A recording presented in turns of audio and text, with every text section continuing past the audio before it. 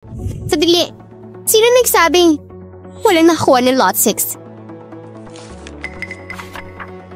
2 bilyon. Hindi sobra, hindi kulang. Saktong-sakto. Yung lot 6? Yun yung inurong kahapon sa Mystery and Auction, biglang dinilit sa silent auction. Sino nagbigay sa'yo nito? Ikaw, Kuyo. Masayang lahat, diba? Tama ba? 2 bilyon ng presyo para sa lot number 6. Kumita ang Lin Group. Oo nga. Pero dahil pumayag na rin si Minister Lin sa kondisyon ni Chairman Lee, mas mabuti sigurong i-turn over kagad ang proyekto. Hoy, Loudon. Huwag mo sabihin babawiin mo pa yan. Siyempre hindi. Hindi na. Kung ganoon, ang West Hill Resort Project ay lilipat na sa project team ni Lin Xi.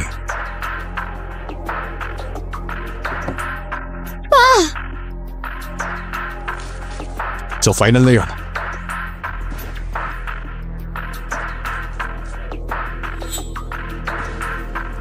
Lin Xi, hindi pa tayo tapos.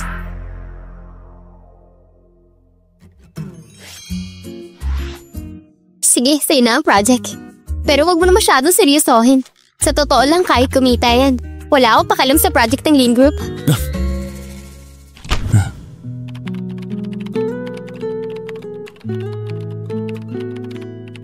Minister Lin, di ka pa uwi?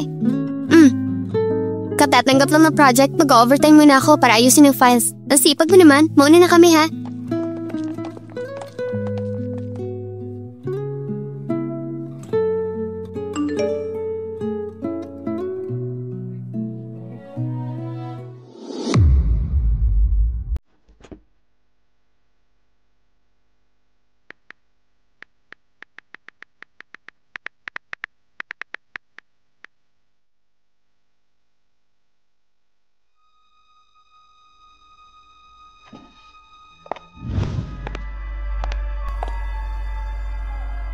Sishi, kailangan mong hanapin ng employee changes. From 7 years ago sa Lin Group, kasama ang mga resignation letters. Kung wala niyan, wala akong ebidensya at hindi nating mapatunayan, pinatay si tita.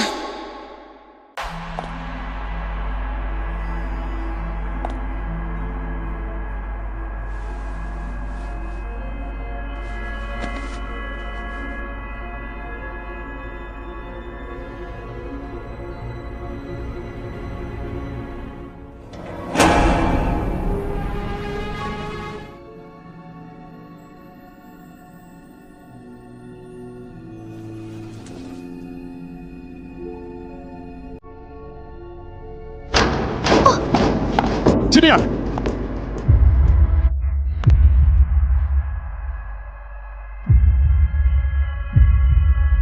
Ay nako, grabe naman.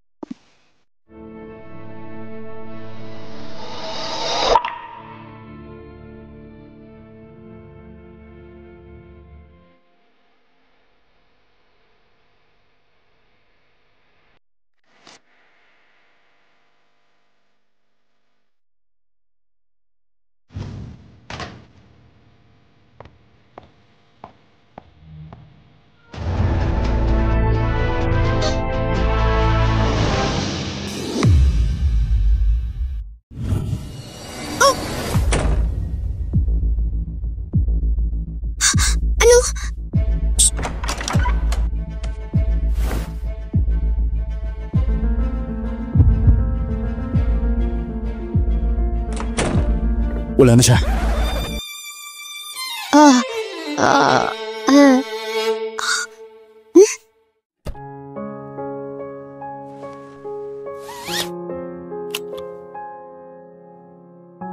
Dito na ba kita kay Suming Faye? Hindi mo man lang ako tinanong kung bakit pumunta ako ng ganitong oras sa records rooms. Kahit nasaan ka, pupuntahan kita. Ha? Pahingi rin ako ng copy ng files. Pasamahan ko para mabilis maganap. Mas mabilisan kesa kung ibibigay mo kay Suming Faye. Pero sa kasunduan natin hindi patas, hindi naman kasama to, di ba? Eh di dadala mamaya. Hindi naman ako manlalamang. Pero kung mapapatunayan mo sa paghahanap mo na sinadya talaga ang pagkamatay ng nanay mo ng balak mong gawin, Gaganti ka? Gaganti ako pag may atraso. At hahanap ng hustisya. Pero salamat kung tutuusin. Kung nahuli ako kanina, patay ako. Desidido na ako. Next month, dadagdagan ko ng allowance mo. Pwede bang ibang reward na lang? Gusto ng parents ko na makilala ka.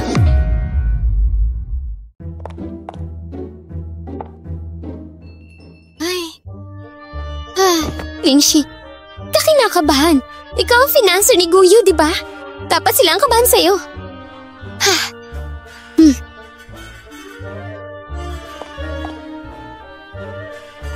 Aba, yan siguro yung mortal na kaawin ni Ayo. Magaling pumili ng babaeng anak natin Parang ako. Anong magaling? Magaling kanino? Kung ako tatanungin. Mas bagay si Junior sa kanya. Mas mabait. Talino, mas pag-aalang. Ito. Walang galang sa matatanda. Walang malasakit sa kapatid. At yung pinagalingan niya pang kaya hiya, hindi siya bagay sa anak natin. Ay nako, pero gusto ni Ayo Hindi ko rin alam kung anong nakita niya sa babaeng yan Kakainis. Magandang araw po, Uncle, Auntie. Ano pong kailangan niyo sa akin? Ay, Sisi. Huwag kang kabahan. Halika, maupo ka muna. Ganito kasi, alam naming nakipag-date ka kay Ayo. Kami ng mami niya, nakauwi din galing China. Dumaan kami para makilala ka. Ikaw si Lynch, di ba? Parang minaalala ko. Noong high school si Ayo, isang beses may babaeng tumama ng bato sa ulo niya. Ikaw pala yun, di ba? Tama? Ikaw yon? Kasi po, siya po yung unang nagbato ng bote ng tubig sa ulo ko. Pero kahit na, babae ka pa rin. Ang isang talagang tulad mo. Dapat, mahinahon at disente sa kilos. Tandaan mo yan. Ang pamilya namin, hindi naman simpleng pamilya lang. Alam mo ba, ang gusto ko talaga para kay Ayo ay si Xingyu. Auntie, ano po ba talagang gusto niyong sabihin? Sa totoo lang, hindi ko talaga inasahan na makikipagrelasyon si Ayo sa'yo. Kala ko talaga, si Xingyu ang gusto niya. Kaming dalawa ng mama ni Xingyu. Masiyasala ko silang nagkatuluyan. Naalala ko pa nga noong high school si Ayo. May dinala siyang drawing, gawa raw yun ni Xingyu. Iniingatan niya talaga yun lagi sa kwarto niya. Yung drawing pala na yun kay Ling Xingyu. Ramdaman mo? Subukan mo lang. Subukan mo. Okay mo? Si Xiaoyi nga, mas kalmado pa Di siya nag-iskandalo. Hay nako, hindi ko naman sinabing dapat sila maghiwalay agad-agad. Aminin ko, mas pabor talaga ako kay Xingyu. Pero, alam ko rin naman na may sinabi ang anak natin na gusto niya si Xiaoxi. Ibig sabihin, totoo talaga yung nararamdaman niya. Ay, ano ba to? Sobrang sablay talaga. Tama na nga yan. Umalis na si Xiaoxi. Anong silbi ng paninisi mo ngayon? Mag-isip ka na nga lang.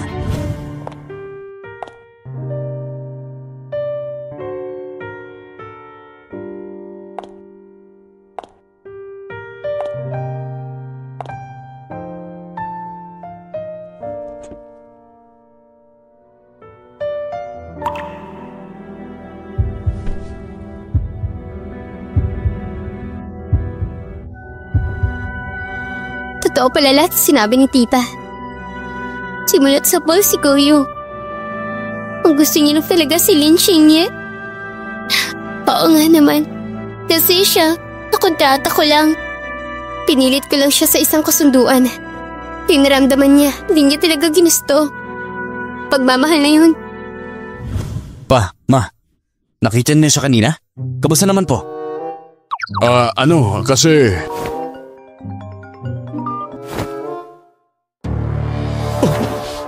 Nasaan kayo? Pama, kailangan ko lumabas. Sandali lang muna. Babalik ako. Ay, ano naman bang nangyari? Ay naku, pabayaan mo na. May sariling swerte ang anak mo. Nakain na lahat. Kain muna tayo. Sayang kung hindi natin kakainin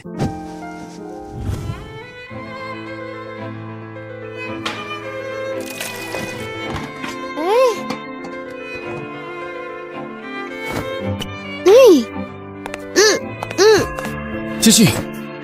Ay, Sisi. Ewan ko ba kung anong meron sa kanya. Paglabas namin, inom na ng inom. Kahit pigilan ko, ayaw tumigil. Sige na. Tama na yan. Umuwi na tayo, okay? Uwi? Tagal na akong walang uuwian. Kayo lahat, wala kang kwenta. Sabi ni Mama, hindi raw ako iiwan. Pero hindi na siya kailanman babalik. Pati si Goyo. Mandararin niyo lahat sila sinungaling. Oo na. Sinungaling lahat sila. Pero umuwi muna tayo. Pag-uwi natin, saka natin sila harapin. Okay ba yun? Harapin sila isa-isa. Tama. Kuya, inubos niya lahat ng sahod tapos may iba pala siya. May mahal ko siyang iba sa puso niya. Hindi ako papayag. Nakainom na si Shishi. Mauna ka nang umuwi, ihatid na siya. Tara na. Aray, ang sakit. Ang sakit. Bakit? Saan masakit? Matagal na talaga. May problema dyan si Sisi. Ngayon lang siya uminom ng ganyan karami. Sige, dalhin natin sa ospital.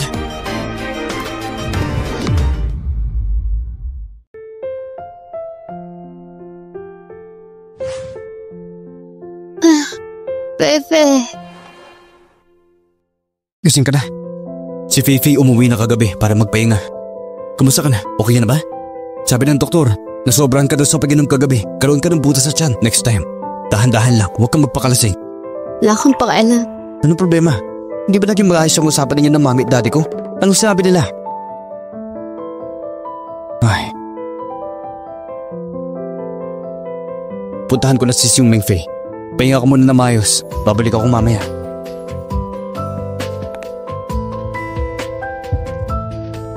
Sakto ba itong pwesto? Kaliwa pa. Mas kaliwa pa. Tapos konti kanan.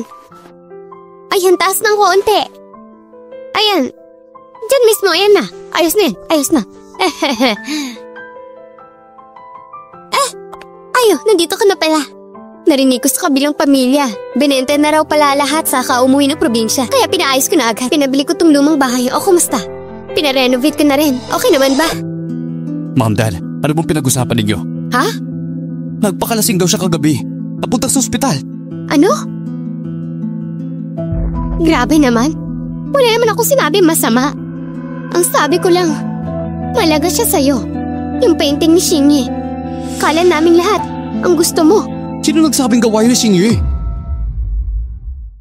Ayaw mismo. May pirma raw sa drawing eh. Nakalagay Miss Lin. Di ba ibig sabihin nun? Si Lin Xi yun. Ay naku, tong batang to. Tingnan mo tong anak mo. Ba't ngayon mo lang sinabi lang taon na tayo nagkamali? Pinagtutula ka ng anak. Ay, sinabi ko na sa'yo, di ba? Ang mga anak may sariling tadhana. Sa ganyang bagay, wag na tayong nakikialam. O ngayon, ayan na nga. Lilipas na ang manugang natin. Wala namang magtatanong sa'yo. Hindi pwede to. Kailangan ko pag-isipan to na maayos. Kung matagal na palang may gusto tong batang to sa kanya, ilang taon din yun. At ngayon lang nakuha. Hindi pwedeng dahil lang sa akin masira pa to lahat. Excuse me, nasaan ang pasyente? Hinahanap niyo ba si Miss Lin? Nakauwi na po. Pinilit namin kumbisin pero ayaw makinig. Gusto talaga niyang lumabas. Wala na kami nagawa. Sige, salamat ha.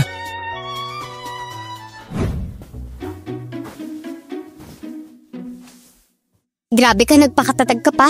May butas na ngayon tiyan mo. Ayaw mo pa manatili sa ospital. Bakit pinilit mong umuwi? Kayamanan ba sa bahay niyo? Kayamanan? Wala.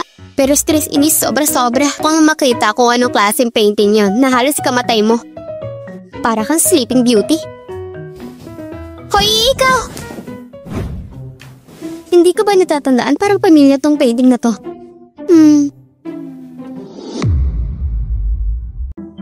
Oo nga, parang nakita ko na dati. Pero karamihan ng part na to natatakpan eh. Halos hindi ko na makita yung loob. Hindi ko na maalala yan. Naalala mo ba? Humiram ng tinta sa teacher si Lin Xingwei. Tapos aksidente niya natapon sa painting mo. Sobrang tagal na nun ah. Hindi ko na masyadong maalala. Parang malabo na sa memorya ko. Sandali lang. Ang ibig mo sabihin, tama ka. Tanga mo minsan. Sa'yo galing yung painting na yan. Noong araw itinapon mo sa basurahan tapos sinugod mo si Lin Xingwei. Sino mag-aakala na pinulit pala yun ni Guyo? Ibig sabihin, tagal na pala siya may gusto sa'yo. Pero bakit parang wala akong matandaan? Kasi hindi nagtagal yon, nagka-problema si mama mo. Wala ka ng paki sa paligid mo. Pero sa totoo lang, mukhang mali ang tingin mo kay Guyo. Ko rin inakala, ang simple pala ng puso niya. Ganyang klaseng painting itinago niya pa rin. Sisi, yung painting na yan, sa iyan, nagkamali si mama. At hindi ko nagustuhan si Lin Xingyi.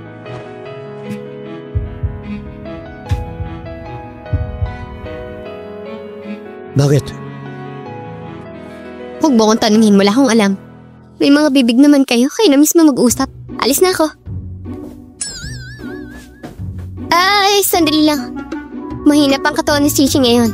Kayong dalawa, bawas-bawasan niyang init ng katawan ha? Alis na ako.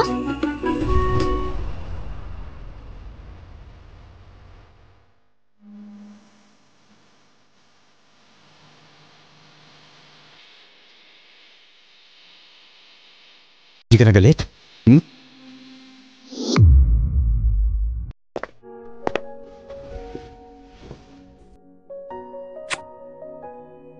Magpaikaw muna dito sa bahay. Yung almusal nasa lamesa na. Kainin mo yun ha.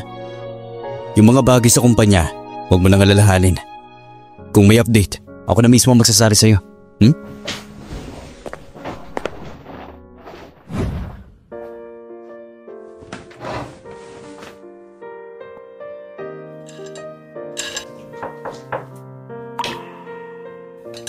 Nandiyan na. Oh, bakit?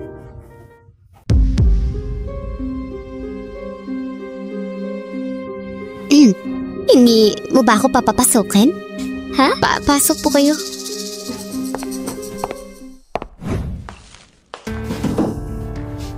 Una sa lahat, dahil kay Guyo, hindi mo na kita palalayasan. Pero kung pipilitin mo akong layuan siya, talagang hindi kita pipilitin. Tinabi na sa akin ni Ayo ang lahat. Ako ang may pagkukulang. Kala ko kasi noon, ang gusto ni Ayo ay si Chingy. Kung alam ko lang, ikaw pala ang mahal niya.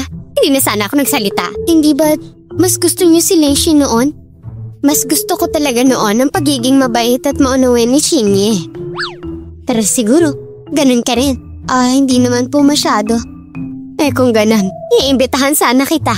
Magpapaparty kasi kami sa bahay next week. Sana makapunta kayo ni Ayo. Pumulik na tayo, pwede ba? Papayag ka. Pahahanda ko ang engagement ninyo. Anong say mo? Ayos lang po ba kahit hindi ako kabantay ni Goyo? Ay, nako, ano ka ba? Ayos lang yun. Basta gusto ka ni Goyo. Deal na tayo dyan, ha?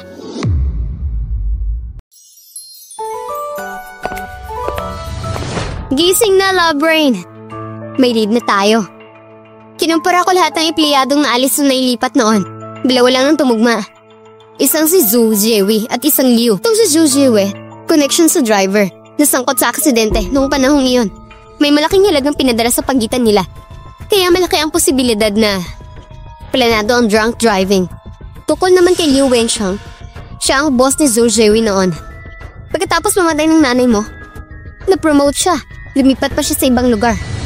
Ibig sabihin dumaan sila sa bangkay ng nanay ko para umasenso. Tagal na rin kasing nangyari.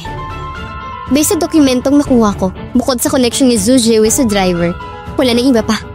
Ibig mong sabihin, kahit nakuha na natin ang ebidensya, wala pa rin akong laban kay Leng Jingwu.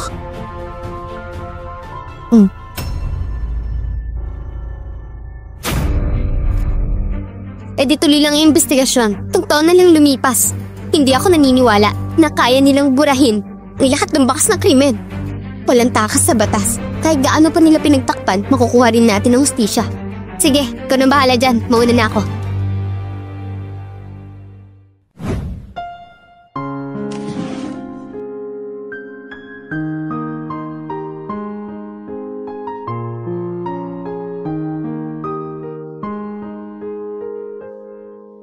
Ma, huwag ka mag-alala. Gagawin ko lahat para makamit ang hustisya.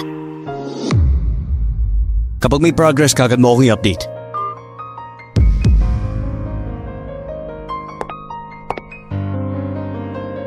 Nandito ka. Talagang hinintay kita rito. Kuya, si Tita Leo, nakabalik na sa bansa. Nakita niyo na ba si Linshi? Bakit mo tinatanong? Anong kinalaman naman doon? Alam mo namang, gusto ni Tita noon pa na tayo magkatuluyan. Mas bagay ako sa'yo. Walang bagay-bagay pagdating sa totoong nararamdaman. Kung wala ka nang iba sasabihin, umalis ka na. Ayoko magkaroon ng maling akala si Linshi.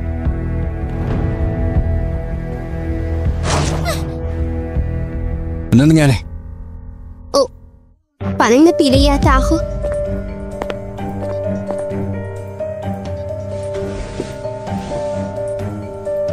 Hatid kita sa ospital. Nandito ka na. Natagal mo umuwi. Nag-overtime ako sa work. Minaantok ka. Muna ka na matulog. Sabi ko naman sa'yo dati. Huwag mo masyadong alalahanin ng kumpanya. Hindi ito tungkol sa current company. Plano kong magtayo ng bago.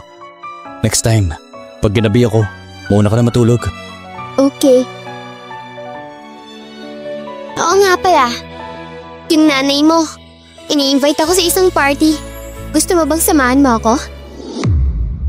Kasama ko naman si Pepe sa labas ng bahay. Relax ka lang. Nasa bahay mo naman ako. May kakain ba sa akin dun? Ay, sige na, magtrabaho ka na. Grabe, dati para kayong tubig at apoy. Ngayon close na kayo. Bakit? May problema ka? Wala ho, hindi ako nagrereklamo. Pero kung iisipin mo, ang bilis din makuha ng Gu family yung lumang bahay nila. Hindi mo akalain na galing sila sa bankruptcy. Eh kanila talaga yun dati pa. Anong mahirap sa pagbawi? Teka lang ha, parang ang dali lang. Eh bahay yun oh, ang laki ng bilyon ng halaga. Na-auction pa nga yun dati. Kung wala kang pera o connection, paano basta-basta mababawi? Para sa akin, mukhang hindi talaga bankrupt ang Gu family. Baka fake lang yun. Posible yun. Kung peke yun. Paano siya papayag na ako ang gumastos sa kanya? Oo nga naman. Huwag ka mag-alala, aalamin ko yan. Yung buntot mo, lalabas at lalabas yan. Ay nako, unahin muna nating pinaghahanap tungkol sa pabango. Oo na, hinahanap ko na. Miss Lynn, medyo mamaya pa po magsisimula ang handaan. May bisita si Madam. Sinabi niyang pagdating ninyo ay ihatid ka raw po kayo sa kanya. Po tayo.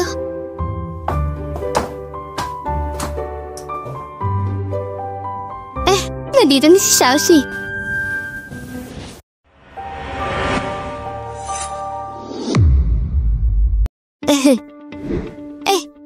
Andito na si Xiaoxi.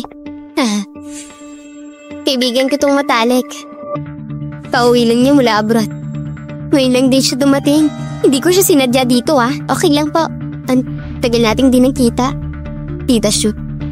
Anak na anak ka talaga ng nanay mo. Pareho kayo maganda. Pero hindi lagi mabuting bagay yan. Narinig ko, ikaw daw at si Guyo, kayo na raw. Itong party na to ni Shuyan ngayon. Kung tutuusin, parang engagement na daw para sa dalawa. Isipan ko lang bigla. Pero syempre, nasa mga bata pa rin ang desisyon sa huli. Kasalanan ko rin naman noon. Mali ang akala ko kay Ayo. Pinilit ko siyang ipareha sa iba. Tayong mga ina, lahat naman gusto nating pinakamabuti sa anak, di ba? Tama po kayo. Lahat ng magulang ganyan. Pwede ba makausap pa kita? Huwag ka mag-alala. Walang to sa pamilya. Tita Shu. Sa tingin ko po, wala naman po tayong dapat pag-usapan. Palagay ko, baka interesado kasi isasagot ko. Tungkol sa nangyari 7 taon na nakalipas.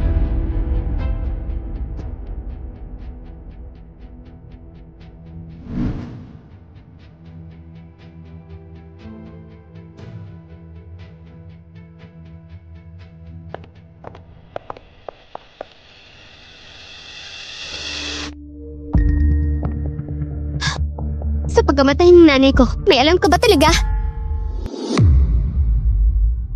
Tagal mo na ngang pinaghihinalaan. Mukhang tamang hinala ko. Pagkamatay ni Nay, hindi aksidente. Yung aksidente niyon, may ibang may pakana. Bukod pa kay Lin Zhenggo, sino pa nga ba? Kung galit na galit ka sa kanya, hindi ba dapat ako magalit? Oo naman. Dahil sa sarili niyang kapritsyo, nasira ang buhay ng 2 babae. Pero wala akong ebidensya. Paano kung sabihin kong meron ako? Ha! Binigay mo sa akin ebidensya! Pero kapalit nun, anong kailangan kong ibigay? Talino kang ang bata. Si Ling Zhongguo, sinaktan niya ako. Pero si Xingye, wala siyang kasalanan. Ilang taon na akong tatrabaho sa labas. Kahit na ayokong bumalik sa Lin family. Sa totoo lang, napabayaan ko na rin siya. Kung may gusto kang sabihin, diretsahin mo na. O sige, hindi na akong paligoy-ligoy pa. Ang gusto ko lang, ibalik mo si Guyo kay Xingye. Hindi siya gamit na pwede ibalik. At hindi rin siya gusto ni Xingye. Pero si Xingye gusto siya. Bilang nanay niya, hindi ko man siya tulungan noon. Pero ngayon, kahit paano, susubukan ko para sa kanya. Alam ko naman, na baka hindi mo agad maibigay ang sagot. Ayos lang. Pag-isipan mo muna. Aalis na ako. Tungkol kay Shu yan, pakisabi nilang sa kanya. Alam mo, minsan, naiinggit din ako kay Ling Xingye. Hindi mo kailangang mainggit sa kanya. Pagmamahal sa'yo ni Shi Yuan, hindi kayang pantayan. Kahit kailan.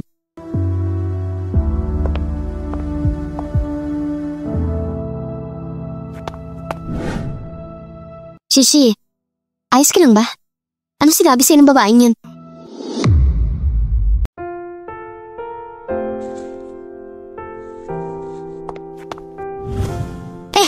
Shishi, nandito ka na pala. Talio, tukol dun sa engagement, pwede po bang huwag na muna? Medyo masama kasi pakiramdam ko ngayon. Uwi na lang po muna ako. Ganun ba? Ay, sige na nga. Kung masama pakiramdam mo, umuwi ka muna at magpahinga.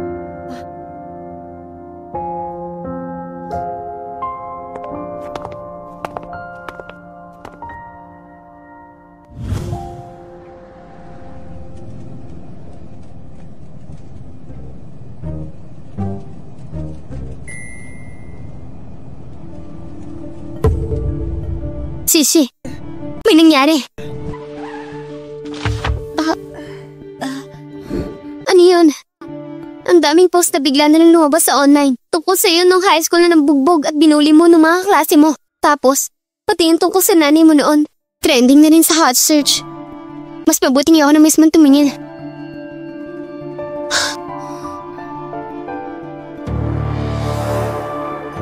Ang dami mong bad press, anak sa labas na panay chismis. Kahit gusto ka ni Guyo, hindi ka nitatagapin ng pamilya ko. Minsi, hintayin mo na masira ang pangalan mo sa lahat.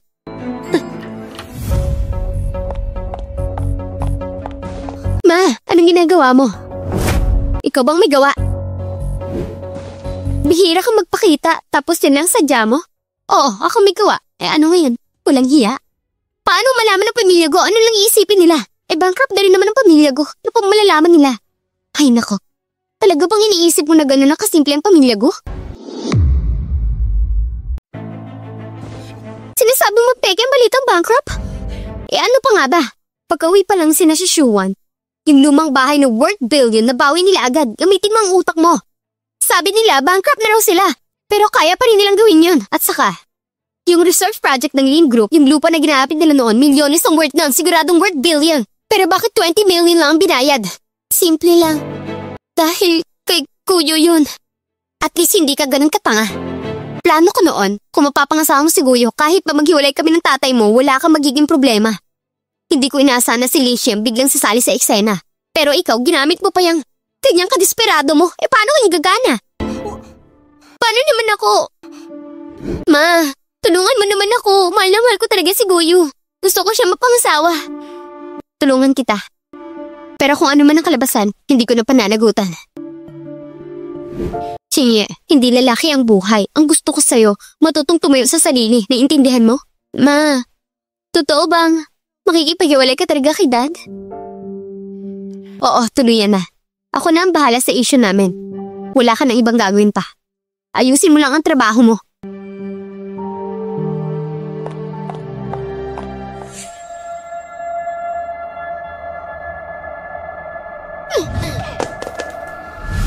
Ninshi, kasalanan mo na to! Ikaw at ang nanay mo sinira niyo ang buhay ko!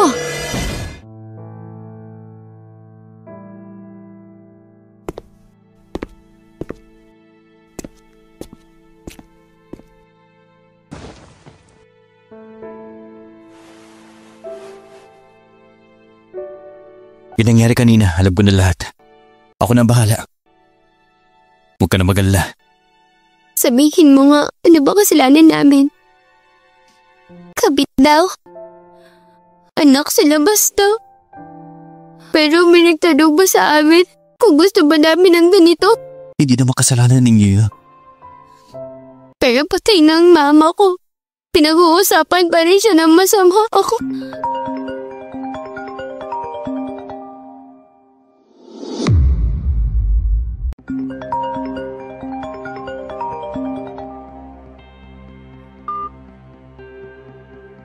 Sisi, may masama. May nanggugulo raw sa puntad ng mama mo. Sisi! Sisi!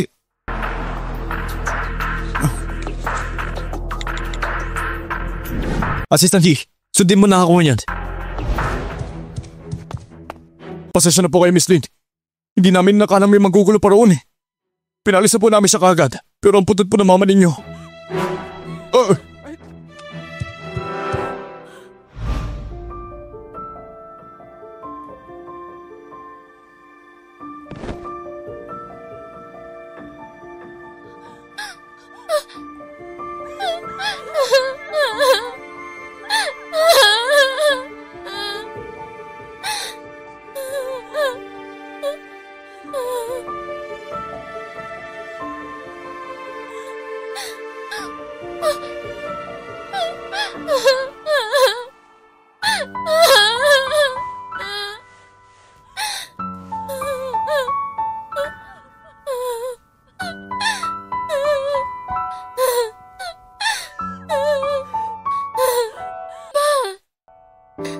Patawan po.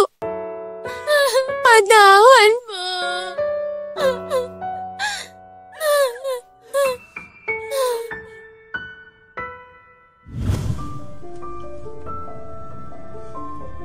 Bilisan mo. Yung trending, ayos na ba? Opo, natanggal na po lahat yun. Bilis pa sinasa. Bukod sa atin, parang may iba pa rin kumikilos. Baka galing sa Su Group. Si Su Meifeng? Anong ginagawa niya? Hindi pa sigurado. Pero sa pagkakalam natin, files na ng kasa sa korte. Makikipag-divorce siya kay Lin Jianguo. Kuminto ka. Ito.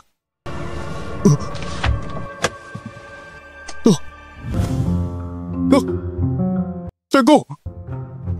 Nasaan siya? Nasaan yung taong yun?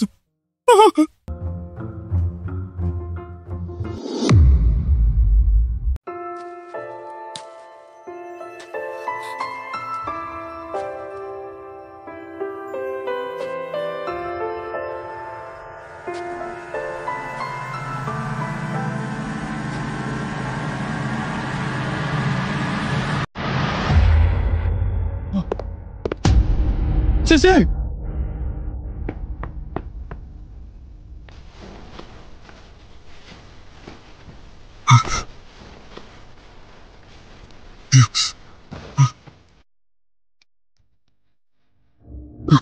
Sensei! Kuya, pasensya na.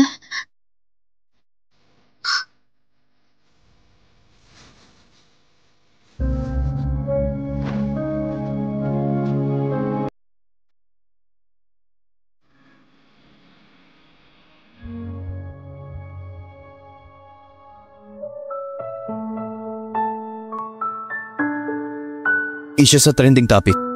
Pababa na yung ingay nun. Yung sa sementeryo, paabot na rin ako ng mensahe. Simula kayo, hindi na uli papayagan yung mga walang ugnayan na manggulo at mag-vandalize.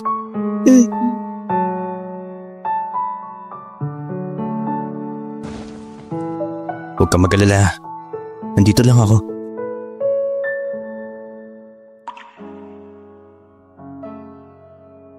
Anong meron? Wala naman. Napapagod lang ako. Sige, kakargahin kita.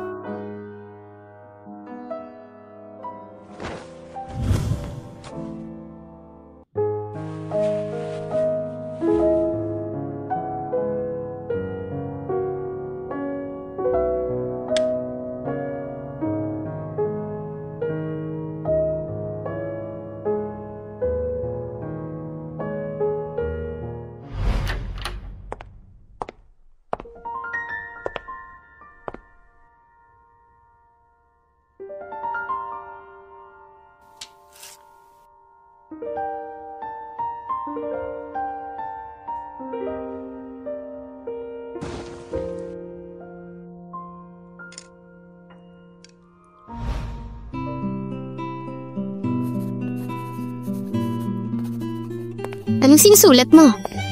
Bakit ka nandito? Wala lang, dumala ako para silibin ka. Tapos, may gusto rin sana ako sabihin.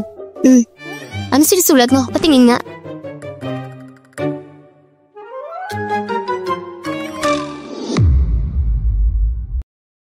Magbubukas ka ng kumpanya? Hindi ako, si Goyo. Gusto ko siyang tulungan. Para may ambag ako. May lagnat ka ba? Gumastos ka sa lalaki? Malalaso ang buhay mo. Yung dati binigyan mo siya pero pinatawad na kita. Pero ito lahat ng ari-arian mo ibibigay mo lang sa kanya. Ako ang may utang sa kanya.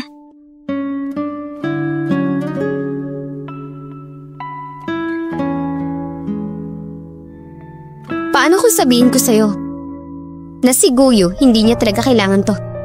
Kahit papaano, wala na akong dapat konsensya. Ano? Pefe, pwede ba akong tumira muna sa inyo sandali? Tara na, kahit gano'n pa gusto tumira.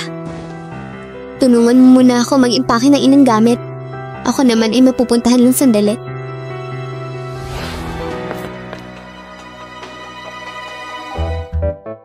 Plano na to, sobrang detalyado. Magagamit ko to sa pagtayo ng panya.